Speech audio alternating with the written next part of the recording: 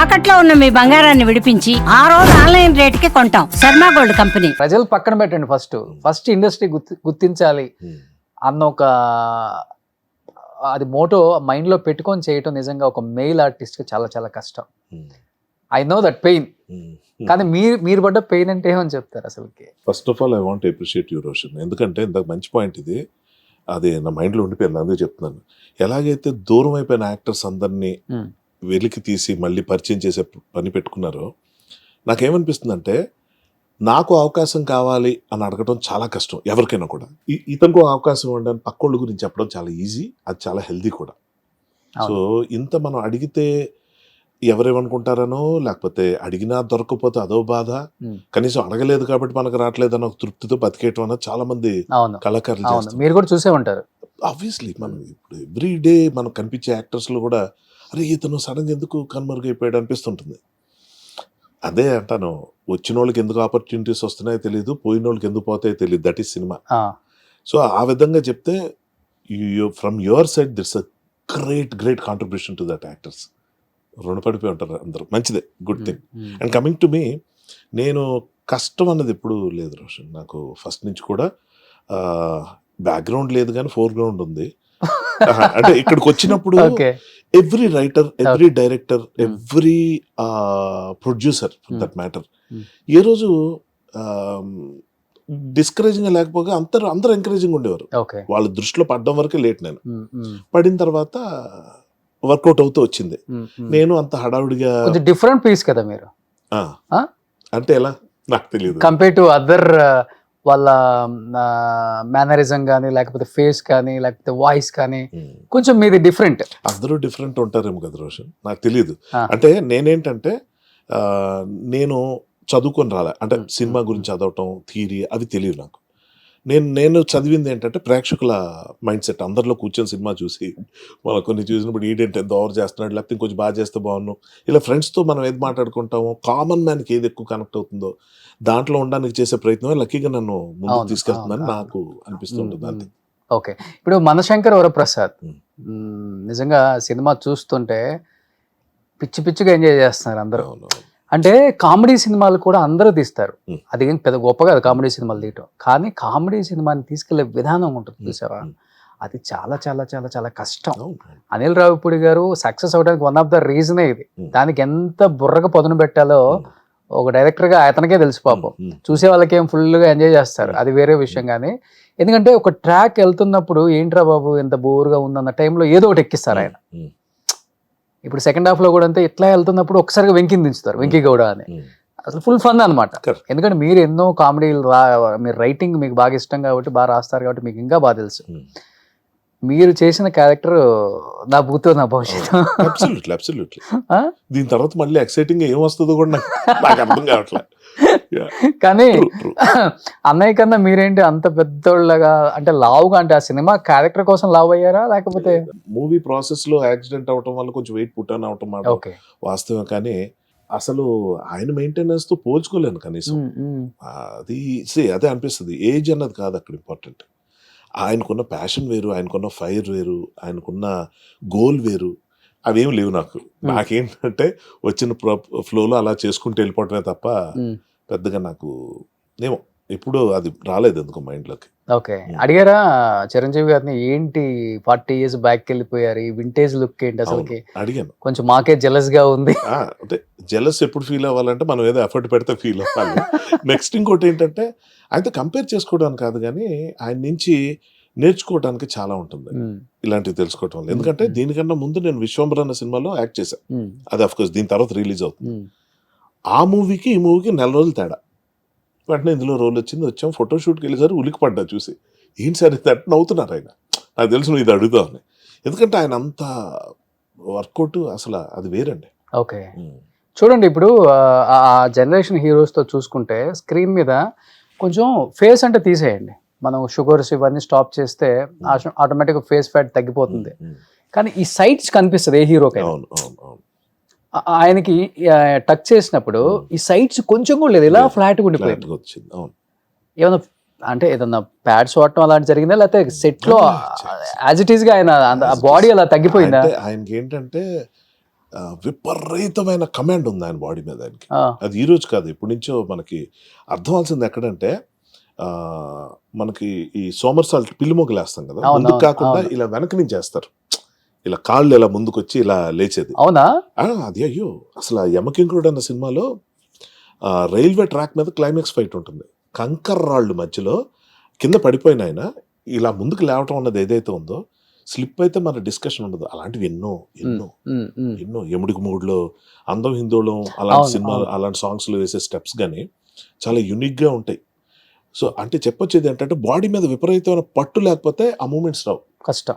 దాన్ని గ్రేస్ అంటాం. ఉమ్, ఉమ్, సో ఉమ్. అది ఉన్న మనిషికి పెద్ద కష్టం కాదు ఇది. అవును. ఆయన అనుకోవాలి అంతే. ఇప్పుడు పాలిటిక్స్లోకి వెళ్ళిన ఒక 7-8 years 9 years full out of shape అయిపోయారు. ఆయన చూసి షాక్, అమ్మో ఇదేంటి ఈయన ఇంత, అంటే ఎక్కడ ఉంటుంది టైం కేర్ తీసుకోవడానికి. అలాంటి వ్యక్తి మళ్ళీ సినిమాలోకి వచ్చినప్పుడు నో కాంప్రమైజ్. ఆ తిండి ఏంటి అసలు, ఆయన ఏం పద్ధతులు, తింటారు సెట్ లో అసలుకి? మామూలు ఫుడ్డే కానీ చాలా లిమిటెడ్. ఇంత ఇప్పుడు ఆయనతో పాటు మేము కూర్చొని భోజనం చేసిన రోజుల్లో నా పప్పన్నం ఏలో పైన పెరుగన్నం కూడా అయిపోయింది. ఇలా చూసేవాడిని, ఏంటి పరిస్థితి కానీ కానీ అన్నట్టు. ఓకే. మంచి టేస్టీ ఫుడ్ వస్తుంది వాళ్ళ ఇంటి నుంచి. మేమంతా ఎంజాయ్ చేస్తుంటాం. నేను కొంచెం ఎక్కువ ఎంజాయ్ చేస్తున్న ప్రాసెస్లో కంపెనీ దొరికింది కదా, ఆయన నేను కూర్చుంటే ఓపెనింగ్ సీన్లోనే క్లైమాక్స్ అయిపోయింది. ఓకే. లేదు చాలా విపరీతం కంట్రోల్ అండ్ వర్కౌట్ చేసే తీరు కూడా. వర్షం పడింది, షూటింగ్ క్యాన్సిల్ అయింది, ఇవాళ కొంచెం అరగంట లేట్గా లేద్దాం, ఊరికే ఎవరండి మెగాస్టార్లు, ఊరికే ఎవరు. గ్రేట్. అయితే ఈ జర్నీలో బాగా నేర్చుకున్నారు మీరు చాలా వరకు. 200% ఏమైనా ఫాలో అయ్యారా? డెఫినెట్లీ అవుతున్నాను, ఇప్పుడు అవ్వాలి. నాకేంటంటే ఇట్స్ నాట్ లైక్ ఇలాగుంటే నాకు రోల్స్ మంచిగా దొరకవా, సన్నగా ఉంటే దొరికేస్తాయా, లేకపోతే మసిల్స్ ఉంటాయో, ఇవి నేను నమ్మను. ఫస్ట్ ఆఫ్ ఆల్ నేను హ్యాపీగా, మీరు ఒక రోల్ నాకు ఇస్తే అది మీకు నచ్చే విధంగా నేను చేస్తున్నాను లేదా, మీరంటే డైరెక్టర్ ఫస్ట్ ప్రయారిటీ అది. ఆ తర్వాత పీపుల్ ఆడియన్స్ చూసి మనల్ని ఎంకరేజ్ చేస్తే హ్యాపీ, లేకపోతే ఇంకోసారి ట్రై చేయటం. ఓకే. కానీ నాకు నా లుక్ మీద కొంచెం బోర్ కొట్టింది అనుకోండి. ఫర్ ఎగ్జాంపుల్ ఇప్పుడు చూసి అన్ని సినిమాల్లో ఒకలాగా ఉన్నాను, కొంచెం ఏదో మారుద్దాం, హెయిర్ స్టైల్ మారుద్దాం, లేకపోతే వెయిట్ కొంచెం రెడ్యూస్ అవుదాం. ఆ ప్రాసెస్లో ఆలోచించి ఒక ప్రోగ్రామ్ స్టార్ట్ చేశాను. ఒక 3 monthsలో I will give a little surprising look. But the point is ఆయన మోటివేషన్ దానికి. ఓకే. ఓకే. చిరంజీవి అని మనం అనుకుంటాం, ఆయన అసలు పేరు శివశంకర్ వరప్రసాద్. ఈ సినిమా కూడా ఆ టైటిల్ పెట్టారు ఫస్ట్ టైం డైరెక్టర్ డేర్ చేయటం ఆయన పేరుతో. సో కామన్ మ్యాన్, అదే డైరెక్టర్ గురించి కూడా ఇందాక అన్నప్పుడు నాకు అదే చెప్దాం అనిపించింది. ఒక కామన్ మ్యాన్ని రీచ్ అయ్యే విధంగా ఏం చేయాలని ఆలోచించడం అనిల్ రావిపూడి తాలూకా గొప్పతనం. ఓకే. ఆ గ్రౌండ్ రియాలిటీస్ మనం వదిలేసి ఎక్కడెక్కడికో వెళ్ళి కొంచెం చేతులు కాళ్ళు కాల్చుకునే పరిస్థితులు ఎవరైనా ఉంటారు, కానీ అనిల్ రావిపూడి అందుగా ఉండడు. ఓకే. గ్రౌండెడ్గా అతను ఆలోచించేవన్నీ human emotions, middle class mentalities ఎలా ఉంటాయి వీటి మీద ఉంటుంది. సో కమింగ్ బ్యాక్ టు సార్కి సంబంధించిన దాంట్లో నాకు అనిపించేది ఏంటంటే, అతను విపరీతమైన మోటివేషన్ పొందడానికి గల కారణం, అతను చిరంజీవిని కాపాడదామని చూసుకునే వ్యక్తి. చిరంజీవి అంటే ఈయన ఎవరంటే ఈయన శంకర్ వరప్రసాదే. ఈయన చిరంజీవికి big fan, biggest fan ever. అవునా? అంతే కదా, ఆబ్వియస్లీ. ఆ చిరంజీవి అని పేరు ఆయనే పెట్టుకుని ఆయన చిరంజీవి అయిపోయారు. ఓకే. అయిపోయిన తర్వాత చిరంజీవి అన్న ఇమేజ్ని కాపాడడానికి, ఆ చిరంజీవిని అలాగే నిలబడడానికి, అంటే హీరో చిరంజీవి నిలబడడానికి శంకర్ వరప్రసాద్ చేసే ప్రయత్నమే ఈ life taluka best thing. This is what I observed. Okay. ఎప్పుడు మనం ఏమనుకుంటాం అంటే, మనం అంటే మెజారిటీ ఆఫ్ ద పీపుల్, ఆయన కలిసిన వెంటనే సార్ మీ సినిమాలు ఎన్నిసార్లు చూసాం, చిన్నప్పటి నుంచి చూసాం, అన్నిసార్లు చూసాం, డ్యాన్స్లు వేసాం, పాటలు పాడాం, మీ డైలాగులు ఎలా చెప్తాం అలా చెప్తాం, మీ ఇలా తయారయ్యాం, మీరు వేసిన షూస్ వేసుకున్నాం, జాకెట్, ఇవి మాట్లాడి వాళ్ళ ఆనందాన్ని షేర్ చేసుకుంటే తప్పట్లా. కానీ కొంతమంది ఉన్నారు ఆయన సినిమాల నుంచి స్ఫూర్తి తీసుకుని పెద్ద పెద్ద ఐఏఎస్ ఆఫీసర్లు, ఐపీఎస్లు, అంటే అలా పొలిటికల్గా షైన్ అయిన వాళ్ళు, బిజినెస్ పరంగా అయిన వాళ్ళు, ఆయన డిసిప్లిన్ చూసుకుని సోషల్ సర్వీస్ చేసిన వాళ్ళు, ఇలా ఎంతమంది ఉన్నా నేను బిగ్గెస్ట్ ఫ్యాన్ అని చెప్పుకునే ప్రయత్నం చేస్తారు. అవును. నేను అదే అనుకున్నాను. చిరంజీవి గారి ఫ్యాన్స్ నేను అదే చెప్పాను సార్ కూడా, సార్ మీ ఫ్యాన్స్ 2 రకాలు ఉంటారు. ఒకటి నేను మీ ఫ్యాన్ అని చెప్పుకునే బ్యాచ్, రెండో బ్యాచ్ ఏంటంటే వాళ్ళు చెప్పుకోరు, జనమే చూసి చెప్తారు ఈ చిరంజీవి ఫ్యాన్.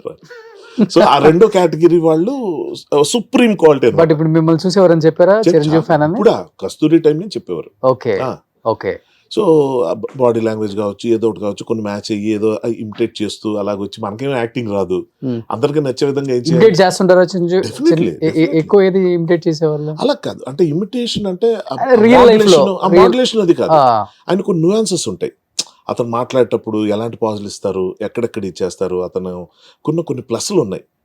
అతను అంటే ఎలాగంటే అమ్మాయిలతో మాట్లాడే విధానంలో అంటే హీరోయిన్స్ కావచ్చు, చెల్లి క్యారెక్టర్ కావచ్చు, అమ్మ కావచ్చు, ఎవరితో కావచ్చు, ఒక చాలా హుందాతనం ఉంటుంది, ఒక చాలా గౌరవం ఉంటుంది. అది నోటీస్ చేశా. సో ఎలా ఒక ఒక సినిమాకి అంటే ఏ క్యారెక్టర్ చేసినా అందులో విమెన్కి ఆయన ఇచ్చే ఇది అంటే ప్లేఫుల్గా నాటీగా బిహేవ్ చేయటం, జోకులు వేయటం అది వేరు క్యారెక్టర్ పరంగా. బట్ అతని అదొకటి బిహేవియర్ ఒకటి. నెక్స్ట్ ఏంటంటే బ్యూటీ ఏంటంటే అండి యాక్టర్ తాలూకా ఇది అంటే ఎవరో ఈ యాక్టింగ్ క్లాసులు చదువుకున్న వాళ్ళు చెప్పింది వెంటనే, నేను అవేం చదవలేదు. ఊపిరి తీసుకోవటం వదలటం మీద యాక్టింగ్ సగం ఆధారపడి ఉంటుంది. ఓకే, ఇప్పుడు మనం సైలెంట్గా క్లోజప్ పెట్టి రియాక్షన్ కూడా అని ఊపిరి పీల్చామా వదిలామా దాంట్లో మనకు చాలా ఎక్స్ప్రెషన్స్ బయటకు వస్తాయి, చాలా రిఫైన్డ్గా వస్తాయి. అది ఆయనలో విపరీతంగా ఉంది. సూపర్. నెక్స్ట్ కళ్ళు కదిపే తీరు. ఇప్పుడు మాట్లాడుతున్నప్పుడు మీ కళ్ళలో చూసి మాట్లాడుతున్నా, అది ఆలోచించేటప్పుడు ఇలాగొచ్చి మళ్ళీ ఆలోచించి ఇటు రావటం అనేది ఏదైతే ఉందో ఒక అందమైన ఒక కొరియోగ్రఫీ ఉంటుంది కళ్ళల్లో కూడా. Okay okay. సో ఇవి నేను బాగా నోటీస్ చేశా. అది నేను అంతే చేశారు కాబట్టి ఈ సినిమాలో చాలా నోటీస్ ఇప్పుడు చేశారు. కాదు, నేను నా ఊర్లో ఫస్ట్ నేను అభిలాష్ సినిమా నుంచి చెప్తున్నా. Okay okay. నేను ఇప్పుడు దగ్గర నుంచి చూశారు కదా. అదే అంటున్నాను, ఆయన దగ్గర నుంచి చూసినా అప్పటి నుంచి చూసినా ఒకేలాగా ఆయన ఉన్నారు, అందులో ఏ మార్పు లేదు. ఫర్ ఎగ్జాంపుల్ ఇందులో కాకి సీన్ ఉంది. కాకి సీన్ ఉన్నప్పుడు మేమంతా ఇలా డిస్టర్బ్ అయ్యి చూస్తుంటే అప్పటికి కాకి ముందు నుంచి చెప్తుందయ్యా, నాకు ముందు నుంచి ఇంట్లేస్తుంది, మీ మాటలు విని నేను కాకి మాట వినలేదు అనే డైలాగులు అయినా కాకి ముందు నుంచి చెప్తుందయ్యా, సారీ కాకి గారు అంటాడు ఆయన. అన్నప్పుడు టక్మన్ రియాక్షన్ ఇచ్చాను నేను, కాకి గారా అని ఇచ్చా. That was not there. అది ఆయన నుంచి ఇన్కల్కేట్ చేసుకున్న ఐడియాలజీ. ఇలాగా మనం లైన్ టు లైన్ వినాలి ఫస్ట్ ఆఫ్ ఆల్. ఇప్పుడు నేను చాలా మటుకు ఇంటర్వ్యూస్లో, అండ్ మీకు ఇది బాగా అర్థం అవుతుంది నేను చెప్పేది, ఇంటర్వ్యూ చేసే వ్యక్తికి బోల్డ్ ఛాలెంజెస్ ఉంటాయి. రోజు ఎవరో ఒకరు చేస్తూ ఉంటాం, వాళ్ళ గురించి ఏదో కొంచెం చదువుతాం. చదివినప్పుడు వీడేదో ఒక క్వశ్చన్కి ఆన్సర్ చెప్పడం మొదలు పెట్టాక నెక్స్ట్ ఏం అడగాలందుకు కనిపిస్తూ ఉంటుంది. చాలా brilliant people like you, and I'm not praising you but I'm appreciating you. అది చాలా ఉండదు, ఎందుకంటే you know you're a good listener. చెప్తున్న దాంట్లోంచి ఒకటి లాగి మాట్లాడడం అన్నది ఏదైతే ఉందో అది you got what I'm trying. అది యాక్టర్స్ కూడా చాలా ఇంపార్టెంట్. మన డైలాగ్ లేకపోతే ఏం చేయాలో తెలియక అలా పక్క చూడడం, ఇలా చూడటం, అలా చూడడం, ఏదో చేస్తుంటారు. తప్పు అట్లా అది తెలియక కొంచెం ఫోకస్ చేస్తే నేను ఇచ్చే సలహా ఏంటంటే మాట్లాడుతున్న వ్యక్తి వైపు చూడు, అంతే, ఏం చేయొద్దు, అలా చూస్తుండు, చాలా దొరుకుతాయి మనకి. అంటే అయిపోయింది, ఏం యాక్ట్ చేయి, అది యాక్టింగ్ కాదనుకుంటే తప్పు, నిలబడి ఉండవే గ్రేట్. సో ఇలాంటివన్నీ ఆయన దగ్గర బాగా ఏంటి రోషన్. ఇప్పుడు ఇంట్లో రామయ్య వీధిలో కృష్ణ ఇలాంటి సినిమాల నుంచి మొదలు పెట్టుకుంటే ఖైదీ కానీ, అభిలాష్ కానీ, ఛాలెంజ్ కానీ, ఇందులో మీరు చూడండి ఆయన డైలాగ్ చెప్తున్నప్పుడు ఒక రకంగా ఉంటుంది, చెప్పనప్పుడు కూడా ఆయన బాడీ లాంగ్వేజ్ అటు ఇటు డిస్కనెక్ట్ ఉండడం, ఆయన కనెక్టెడ్గా ఉంటారు. అది చాలా గొప్ప విషయం అంట. గ్రేట్ అది చాలా. కానీ ఈ సినిమాలో కాస్ట్ చేసింది చిరంజీవి గారా లేకపోతే డైరెక్టర్ గారా మిమ్మల్ని? ఈ రోల్కి హర్షవర్ధన్ అయితే బాగుంటుంది అని నాకు దీని గురించి నేను అడగలేదు, బట్ నాకు తెలిసి డైరెక్టర్ గారి ఐడియా. మీ ఇద్దరు జర్నీ ఉందా బిఫోర్? అస్సలు లేదు. ఫస్ట్ టైమా? అబ్సల్యూట్లీ. ఓకే. నాకేంటంటే రాజాది గ్రేట్ సినిమా తర్వాత నాకు అనిల్ గారు ఒక దగ్గర కనిపిస్తే నేను ఒకటే మాట్లాడా, అందాదున్నాను ఒక సినిమా వచ్చింది అంటే బ్లైండ్ దీని మీద చేశారు కదా, మీరు అది చేయండి బాగుంటుంది అని చెప్పాను, అంతే. అదొక్కటే నాకు గుర్తు. మేము ఇద్దరు మాట్లాడుకున్నా. అతను డైరెక్టర్ అవ్వకముందు 2 సందర్భాల్లో నితిన్ గారి ఆఫీస్లో కలవటం, అక్కడ ఏదో ఒకసారి పలకరించుకోవడం జరిగింది. వాళ్ళ బాబాయ్ గారు అంటే ఆయన బాగా క్లోజ్, అరుణ్ ప్రసాద్ బుజ్జి గారు అంటారు కదా, ఆయన డైరెక్షన్లో సినిమాలో యాక్ట్ చేశా. ఫస్ట్ టైం నన్ను అబ్రాడ్ తీసుకెళ్ళింది ఆ సినిమా, యాదవ్ అని, నవదీప్ హీరోగా ఆయన డైరెక్షన్లో. ఫస్ట్ టైం నేను థాయిలాండ్ వెళ్ళి, అంటే ఇంటర్నేషనల్ ట్రిప్ అది. ఆయనతో మంచి బాండ్, చాలా వండర్ఫుల్ పర్సన్ ఆయన, అసలు సూపర్ కూల్ అనమాట. సో ఆయన బంధువునా అని తెలిసిన తర్వాత ఇతని మీద ఒక చిన్న ఆయనది కొంచెం క్యారీ ఆన్ అవుతుంది కదా, అది అయ్యి తర్వాత ఇతను వర్క్ అది చూసి అదే చెప్తున్నా, సడన్ గా ఒక రోజు ఫోన్ చేసి భయ్యా ఇలా మీరు చెయ్యాలి, ఇందులో ఆయన అడిగారు 50-60 days ఉంటుంది, కొంచెం డేట్లో చూసుకోండి, ఇబ్బంది అయిపోకూడదు మనకి, పర్లేదా అంటే మేము తీరా మీరు ఓకే అనేసిన తర్వాత ఆ సినిమా ఉంది, ఇది ఉంది, అది ఉంది, లక్కీగా అన్నీ అప్పటికే అయినాయి. నేను చెప్పాను అలా కాదు, మీరు అడ్వాన్స్గా చెప్పేస్తే అన్ని బ్లాక్ చేసి పెట్టేసుకుంటాను, అదేం ప్రాబ్లం కాదు యూజువల్గా అది. సో అక్కడి నుంచి వచ్చింది. సో అడ్వాన్స్ గా కొంచెం 60 రోజులు అన్నారు కాబట్టి కొంచెం రెమ్యునరేషన్ వైజ్ కూడా కొంచెం అన్ని బ్లాక్ చేసి పెట్టుకుంటాను, అన్ని సరిగా ఉంటే. అంటే రెమ్యునరేషన్ గురించి నిజంగా ఆలోచించలేము. డైలీ ఎంత ఒక 2 lakhs తీసుకుంటారండి హర్ష గారు? అలాగ ఉండదు, అంటే ఫిక్స్ అని ఉండదు. తీసుకున్న రోజు బిఫోర్ అంటే ఇన్ని రోజులకి అంటే ఒక అమౌంట్ ఉంటుంది, ఇప్పుడు డే వైజ్ కదా. అది డిపెండ్స్ అండి. 60-70 రోజులు డే వైజ్ ఎవరు నాకు తెలిసి ఆఫర్ ఇవ్వరు. సో దానికి ఏంటంటే ప్యాకేజ్లో మాట్లాడుకున్నప్పుడు అదొకటి. డే వైజ్ ఈ మాట్లాడుకునేది సినిమాకు ఒక 50 లక్షలు తీసుకొని ఉంటారా? లేదు, అంత లేదు. ఉమ్. ఇంకా తక్కువే, ఓకే, ఒక 10 తక్కువ. అంటే 40 లక్షలు. Actually ఎంత ఓపెన్ గా చెప్పారు ఆయన కూడా. అంటే ఇది ఇందులో ఏం లేదు, అంటే వైటే కదా, ఏముంది అక్కడ. నేను అదే ఆలోచించి అది కాక ఒక రీజనల్ ఫిలిము 300+ కలెక్ట్ చేయడం అనేది కూడా చాలా గొప్ప విషయం అండి. 300 కోట్ల పైన కలెక్ట్ చేయడం అంటే ఆషామాషియా? అంటే దీనికి ఒకటి చెప్తాను Roshan. What you said is 200% right. Undeniably దాన్ని మనం పక్కన పెట్టలేం. కానీ నేను చూసింది ఏంటంటే గొప్పగా చెప్పుకోదగింది, నాకున్న మెమరీ ప్రకారం, if I'm not wrong, subject to correction, 25 years back Indira cinema టైంలో, ఆ టైంలో ఊళ్ళల్లో టౌన్లో బస్సులు బుక్ చేసుకొని ట్రాక్టర్ల మీద, లారీల మీద జనం తరలి వచ్చి థియేటర్లకు వెళ్ళి సినిమాలు చూడటం అనేది నాకున్న మెమరీ అప్పుడే. నేను అప్పుడు మా ఊళ్ళో వెళ్ళి, మా ఊళ్ళో ఆ టౌన్స్లో అట్లా తిరిగినప్పుడు ఈ వైభవం కనిపించేది. తర్వాత అయిపోయింది. గ్రాడ్యువల్గా ఇప్పుడు ఎలా తయారైందంటే ఓటీటీ, ఇంకోటి పైరసీ, ఇలాంటి తరుణంలో అప్పటి వైభవం మళ్ళీ ఇప్పుడు కనిపించేసరికి ఇది నాకు 300 కాదు 500 కోట్ల కన్నా ఎక్కువ అనిపించేది ఇది. ఎందుకంటే మనకి ఫ్రాంక్లీ అస్సలు ఏమాత్రం కనెక్ట్ అవున సినిమాలు కూడా కొన్ని కలెక్ట్ చేసేస్తుంటాయి. వాటిని విమర్శించడం కాదు, ఏంటో అయిపోతుంటాయి అంతే. కానీ ఇది అవ్వడానికి సినిమాకి ఏమైనా ఉందా కనెక్ట్ అవున సినిమా కలెక్ట్ చేసింది అనిపించింది ఏమన్నా మీకు? అలాగా నాకు గబుకని గుర్తురాట్లేదు కానీ ఈ సంక్రాంతికి వచ్చిన వాటిలో కాదు, అలాగేం లేదు. ఓకే. ఇప్పుడు అన్నీ వస్తున్నవే కలెక్ట్ చేసుకునే, కానివి అవ్వలేదు అన్నదే ఉంది. ఇవాళ కాదు, గత కొంతకాలంగా అదే అవుతుంది. ఆడియన్స్కి ఏది ఎప్పుడు నచ్చుతుందో ఫస్ట్ ఆఫ్ ఆల్ తెలియట్లేదు. నాకు చాలా ఫ్రాంక్లీ నా ఎక్స్పెక్టేషన్ రాజాసాబ్ మీద విపరీతంగా ఉండేది. ట్రైలర్ చూసి ఇది కొట్టిందరా మామూలుగా ఉండదు అసలు. నాకెందుకో బాగా కనెక్ట్ అయిపోయాను, బాగా నచ్చింది. అసలు నేను డిస్కస్ చేసిన వాళ్ళు కూడా ఇప్పుడు ఏ నెగిటివిటీ లేదు, కానీ అదొకటి కొంచెం షాక్ అనిపించిన మాట వాస్తవమే. అంటే నిజంగా అదే చెప్తున్నాం కదా, అంత కష్టపడి చేస్తారండి, అసలు ఏమవుతుందో తెలియదు. ఇంకా శంకర్ వరప్రసాద్ గారి సినిమా ఎంత హిట్ అయిన తర్వాత ఏమైనా ఎలా ఉంటాయో ఏంటో అనుకున్నా. నారీ నారీ నడుమ రారి కానీ అసలు అంటే ట్రెమెండస్ రెస్పాన్స్. అంటే పీపుల్, అంటే జనం సినిమా బాగుందంటే వెళ్ళి చూసేస్తున్నారు. ఈ సినిమాకి 4 వంతుల్లో 3 వంతులు మీరే తీసుకెళ్లిపోయారు. అదే ట్రెమెండస్ అయితే అయింది, కానీ 3 వంతుల షేరు మీరే తీసుకెళ్లిపోయారు. అదేలా షేర్ మనీయా? అదే అంటే రిపీట్ ఆడియన్స్ వల్ల అయింది. అవును, అదే చెప్తుంది నిజంగా. అంటే ఏంటంటే అండి, విషయం చెప్తా నా అండర్స్టాండింగ్. మెగాస్టార్ అంటే విపరీతంగా పడి చచ్చిపోయే కొన్ని జనరేషన్స్ ఉన్నాయి. అంటే కొంతమంది హీరోస్ కి ఫ్యాన్స్ ఉంటారు, కొంతమంది హీరోస్ కి ఓన్లీ సినిమా వరకే చూస్తారు. అది వాళ్ళు ఫ్యాన్స్ కాదు, సినిమా లవర్స్, చూసే వాళ్ళు అంతే. ఫ్యాన్స్ ఉండే హీరోస్ చాలా తక్కువ మంది. చాలా మంది హీరోస్ ఇంకా భ్రమల్లో ఉన్నారో, లేకపోతే మాకు ఫ్యాన్ ఫాలోయింగ్ ఎక్కువ ఉంది అనుకుంటారో, అంటే ఆ సినిమా కలెక్షన్స్ చూసి. అది సినిమా ఫ్యాన్స్ కాదు వాళ్ళు, ఓన్లీ హీరో ఫ్యాన్స్.